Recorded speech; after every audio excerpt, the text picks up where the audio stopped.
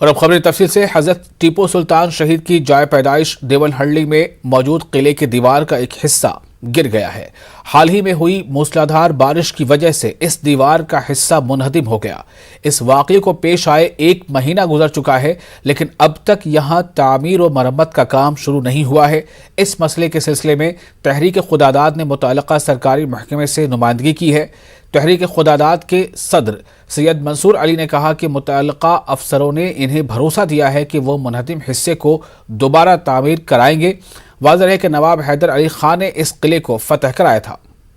खुदादाद के मेंबर जाकर मिलकर उनको समझाया और उन्होंने आश्वासन दिया और उन्होंने गारंटी दिया कि एक्सपर्ट कमेटी को रखा जाएगा, तुरंत से तुरंत उसको रीप्रोटेक्ट करके रिकंस्ट्रक्ट किया जाएगा। महाराष्ट्र एकीकरण समिति और शिवसेना पर पाबंदी आयद करने का मुतालबा करते हुए रायचूर शहर में कन्नड़ा तंजीम कर्नाटक रक्षणा वेदिके के लीडरों ने एहतजाजी रैली निकाली और इन मुजाहिरीन ने डिप्टी कमिश्नर ऑफिस का घेराव किया। एहतजाजी प्रोग्राम में जिला रायचूर के मुख्तलिफ इलाकों के लीडरों और कारकुनों ने हिस्सा लिया। इस मौके पर कर्नाटक रक्षणा वेदिके के लीडरों ने रियासती हुकूमत के खिलाफ नारे लगाए।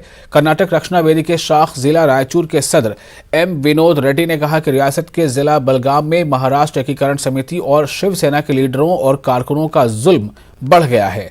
हाल ही में महाराष्ट्र एकीकरण समिति के लीडरों ने कर्नाटक के मुजाहिद आज़ादी सिंगोली रायना और बिस्वेश्वर की तस्वीरों पर स्याही पोत दी थी। इसके अलावा पुलिस की गाड़ियों को भी आग लगा दी गई थी। उन्होंने कहा कि 31 दिसंबर को महाराष्ट्र एकीकरण समिति और शिवसेना के खिलाफ रियासतगीर बंद बनाया जाएगा। मनमाड़ रेलवे स्टेशन के इलाके में 15 दिनों में ट्रेन की पटरी से उतरने का यह दूसरा वाकया हुआ है।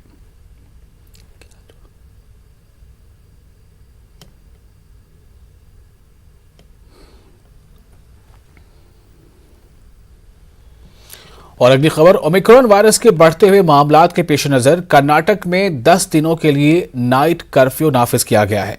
बेंगलुरु के एमएलए और कांग्रेस के सीनियर लीडर एनए हारिस ने कहा है कि कर्फ्यू और लॉकडाउन से मुतासर होने वाले लोगों को हुकूमत माली मदद फराहम करे।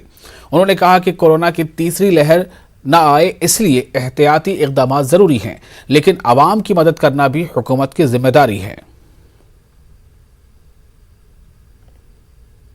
जल्द से जल्द हम लोग फ्री होकर आगे, कोरोना का 3rd वेव नहीं आना चाहिए, लोगों को तकलीफ नहीं होना चाहिए। एज इट इज़ लोगों को काम नहीं है, बिल्डिंग सभी खाली पड़ा है, बेंगलुरु सिटी में इनफ्लो कम हुआ है, तो क्या होगा, सब लोगों को काम नहीं मिल रहा है, तो ज़िंदगी गुजारना भी मुश्किल है। तो ये सब देखते हुए हमारे को और एक कोरोना 3rd वेव आ गया, गवर्नमेंट लॉकडाउन लेकर आया तो और तकलीफ होगा। Government should control it without lockdown.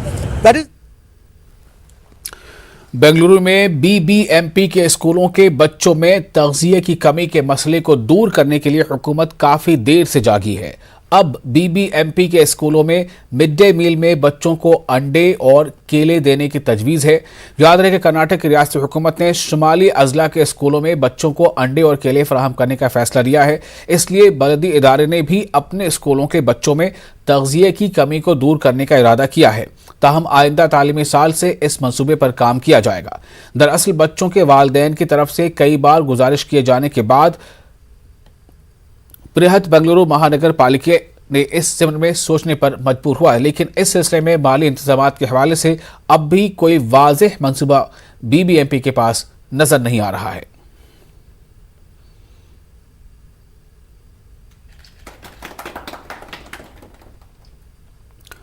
मौजूदा तर्ज जिंदगी और खान पान कई बीमारियों को दावत दे रहा है। ऐसे में ज़रूरत इस बात की है कि लोग कुदरती तरीक़े इलाज की अहमियत को समझें।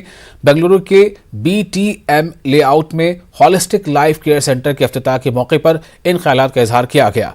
मकामी MLA राम लिंगारेड्डी और महकमा आयुष के अफसर डॉक्टर मोहम्मद रफ़ी हकीम ने इस सेंटर का इफ्तिताह किया। HLC इदारे के चेयरमैन वली हैदर ने बताया कि आयुर्वेद, यूनानी जैसे कदीम तरीक़े इलाज को फ़रोग़ देने की ज़रूरत है।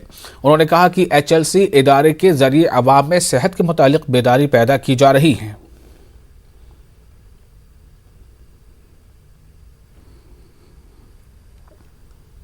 और इसी के साथ इस बुलेटिन में फ़िलहाल इतना ही, लेकिन आप बने रहे न्यूज़ 18 उर्दू के साथ। मुझे दीजिए इजाज़त। आदाब।